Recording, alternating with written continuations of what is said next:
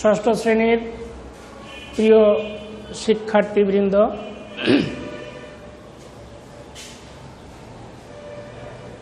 তোমরা যে যেখান থেকে আজকের এই অনলাইন ক্লাসে যুক্ত হয়েছ, তোমাদের সকলকে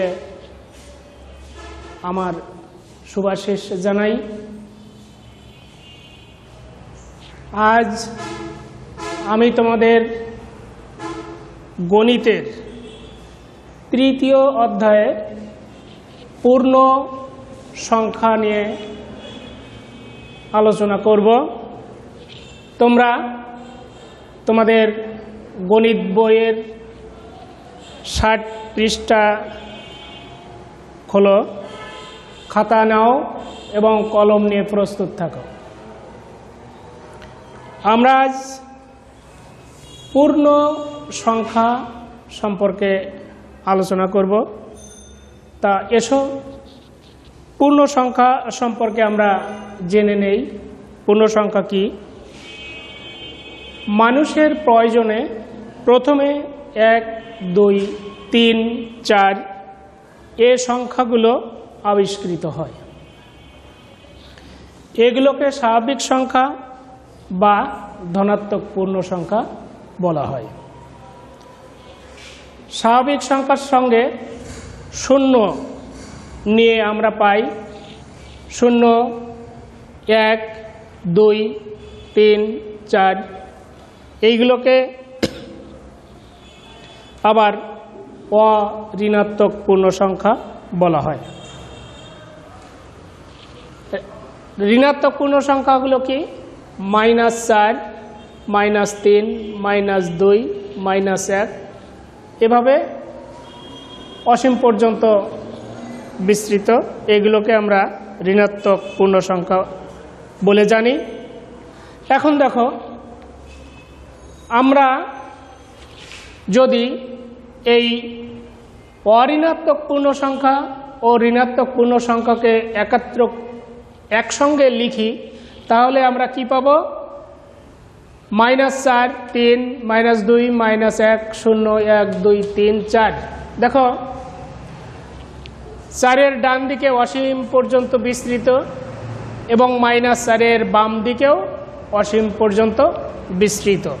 তাহলে আমরা এই যে অঋণাত্মক পূর্ণ সংখ্যা ও ঋণাত্মক পূর্ণ সংখ্যাকে একত্র করে লিখলে যেটা পাই, সেটা উভয় দিকে অসীম পর্যন্ত বিস্তৃত। এরপরে আসি আমরা সংখ্যা রেখায় পূর্ণ সংখ্যা কেমনভাবে স্থাপন আমরা করব। তোমরা একটু বোর্ডের দিকে খেয়াল করো।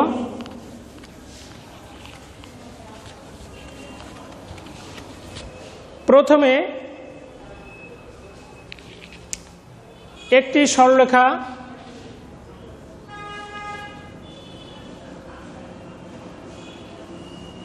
সরলরেখা অঙ্কন করি।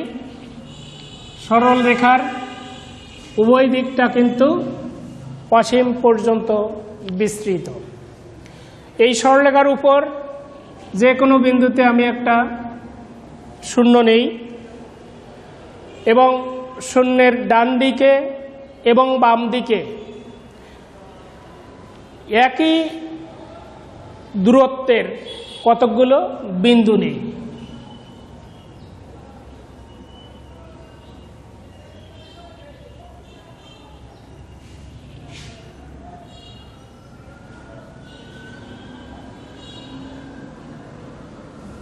আমরা শূন্যের ডান দিকের বিন্দুগুলোকে ধনাত্মক সংখ্যা ধরলে 1, 2, 3, 4, 5, 6, 7, আর বাম দিকে ঋণাত্মক সংখ্যা -1, -2, -3, -4, -5, -6, -7 এভাবে আমরা লিখি।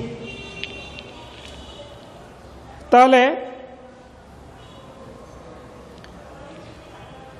আমরা সংখ্যা রেখায় পূর্ণ সংখ্যা কেমনভাবে স্থাপন করতে হয় সেটা আমরা জানলাম। এখন আমরা সংখ্যা রেখার সাহায্যে যদি -5 ও 2 এর যোগ করতে চাই, যোগফল, তাহলে দেখো একে আমরা লিখতে পারি -5 + 2 সমান কত আসে? -3। এসো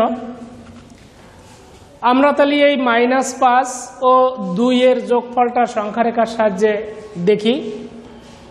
প্রথমে আমি এই 0 থেকে -5 ধাপ বামে, 0-র বাম দিকে 5 ধাপ যাই,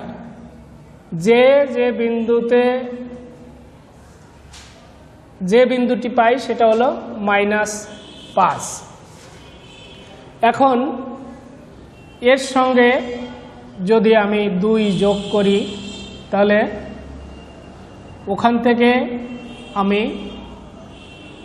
2 ধাপ ডান দিক সরে আসি। তাহলে আমি কোথায় 2 ধাপ ডান দিকে সরে যে বিন্দুটি পেলাম সেটা হলো -3। তাহলে দেখো এখানে -5 এবং -5-এর সঙ্গে 2 যোগ করলে আমরা যে ফলাফলটা পেলাম সেটা হলো -3। এটা আমরা সংখ্যা রেখার সাহায্যেও দেখাতে পারি। এরপরে আসা যাক, আমরা যদি 7 ও -4 এর যোগফল করতে চাই, এর যোগফল, সেক্ষেত্রে আমরা কি করব? আমরা জানি এই যে সরলরেখাটি আঁকলাম, এর শূন্যের ডান দিকে সংখ্যাগুলো হলো ধনাত্মক পূর্ণ সংখ্যা। তাহলে 7 একটি ধনাত্মক পূর্ণ সংখ্যা। আমরা 0 বিন্দু থেকে 7 ধাপ ডাইনে যাব। 7 ধাপ ডাইনে গিয়ে যে বিন্দুটি পাব সেটা হলো 7। এইবার এখান থেকে এর সঙ্গে যদি আমরা -4 যোগ করি তাহলে ওই 7 থেকে বাম দিকে 4টে ধাপ সরে আসতে হবে। 1 2 3 4। বাম দিকে 4 ধাপ আসলে আমরা যে বিন্দুটি পাই সেটা হলো 3। তাহলে আমরা 7 যোগ -4 করে আমরা পাচ্ছি কত? 3। এটা হলো সংখ্যা রেখার সাহায্যে যোগ এবং যোগ দেখালাম। এরপরে আমরা আসি সংখ্যা রেখার সাহায্যে কিভাবে আমরা বিয়োগ করতে পারি। মনে করো -3 ও -2 এর বিয়োগ ফল।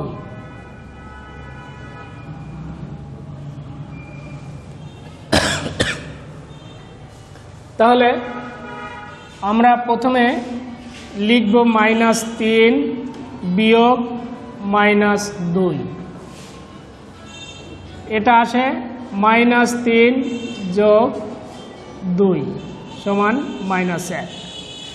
এটা যদি আমরা সংখ্যা রেখার সাহায্যে দেখতে চাই তাহলে প্রথমে জিরো বিন্দু থেকে 3 ধাপ বাম দিকে যাব, যে বিন্দুটি পেলাম সেটা হলো -10।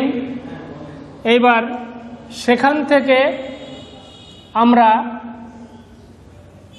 2 ধাপ ডান দিকে যাব, যে বিন্দুটি পেলাম সেটা হলো -1। তাহলে আমরা -3 থেকে যদি -2, -3 ও -2 এর বিয়োগফল আমরা করতে চাই, তাহলে আমরা ফলাফলটা পাই কত? -1। সেটা আমরা সংখ্যা রেখার সাহায্যেও দেখে নিলাম।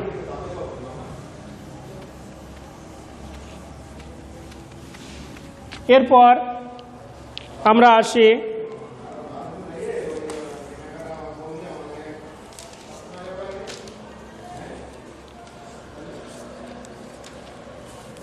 আমরা কিছু যোগফল নির্ণয় শিখব। এখানে দেখো আছে যোগফল নির্ণয় করো। যোগফল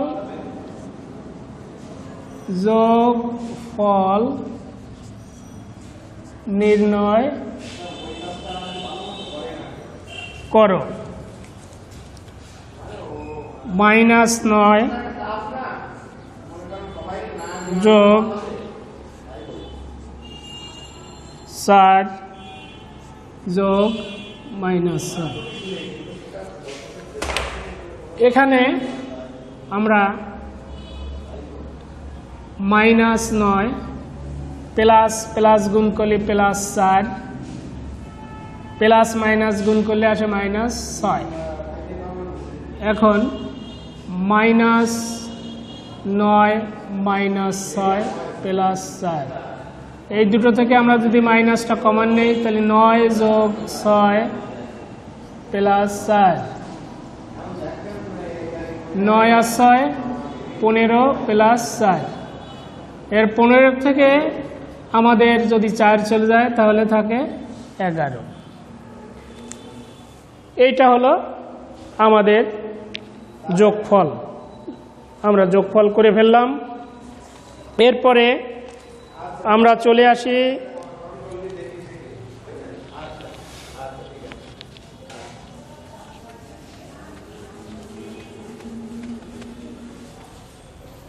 এরপর আমরা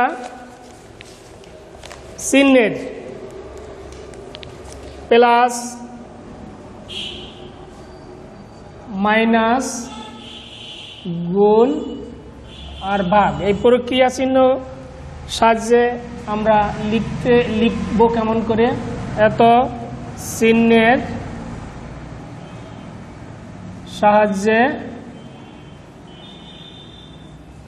সাহায্যে লিখো।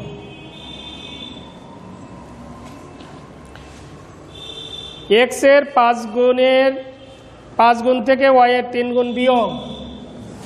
x এর 5 গুণ থেকে 5 গুণ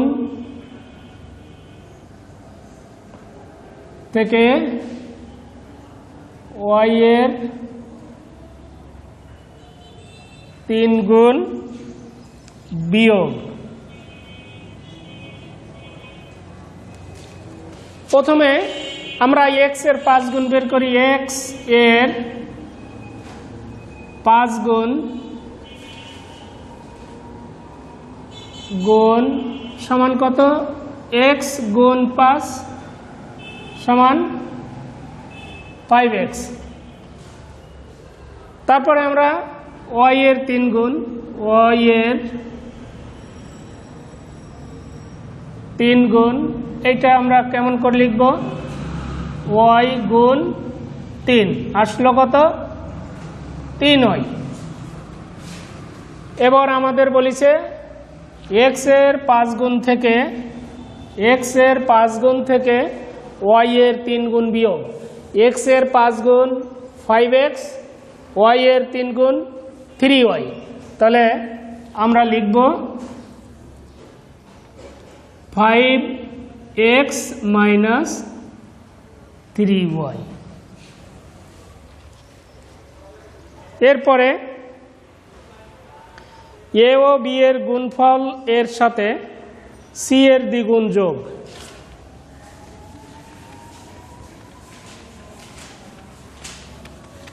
এ ও বি এর গুণফলের সাথে এ ও বি এর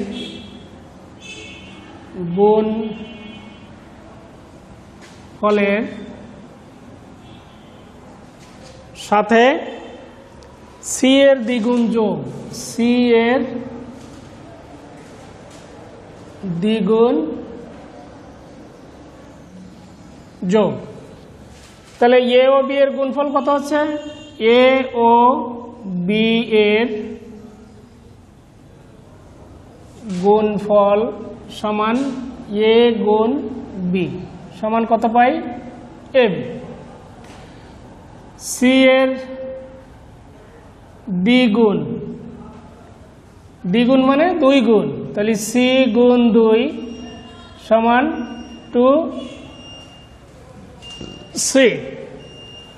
আবার প্রশ্ন আসছিল এ ও বি এর গুণফলের সাথে সি এর দ্বিগুণ যোগ, তাহলে আমাদের ফলাফলটা কত আসবে?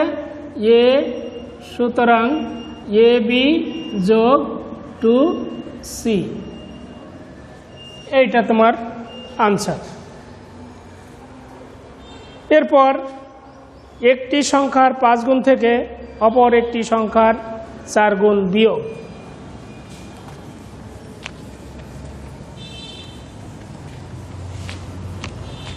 একটি সংখ্যার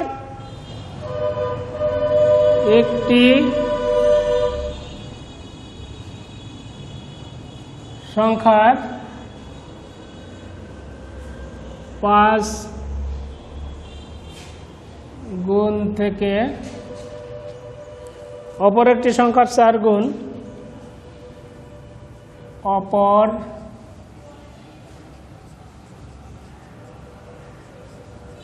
সংখ্যার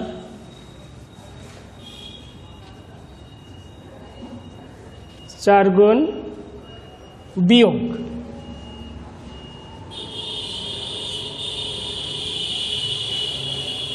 তাহলে একটি সংখ্যা এবং অপরের সংখ্যা দুটো আমাকে ধরে নিতে হবে। মনে করি সংখ্যা দুটি, মনে করি একটি সংখ্যা x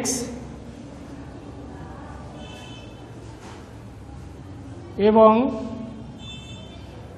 অপরটি y। তাহলে একটি সংখ্যার 5 গুণ, একটি সংখ্যার 5 গুণ সমান একটি সংখ্যা x তার 5 গুণ সমান আমরা পাচ্ছি 5x। আর অপর একটি সংখ্যা অপর সংখ্যার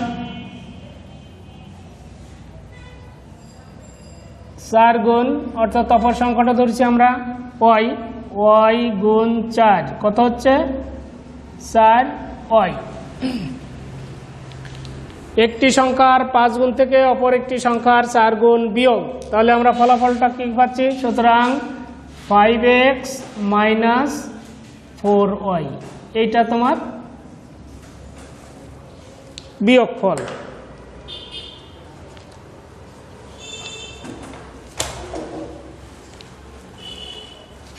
এরপরে আমরা পরবর্তী যে ক্লাস আছে সে ক্লাসে আমি তোমাদের এরপর থেকে আলোচনা করব।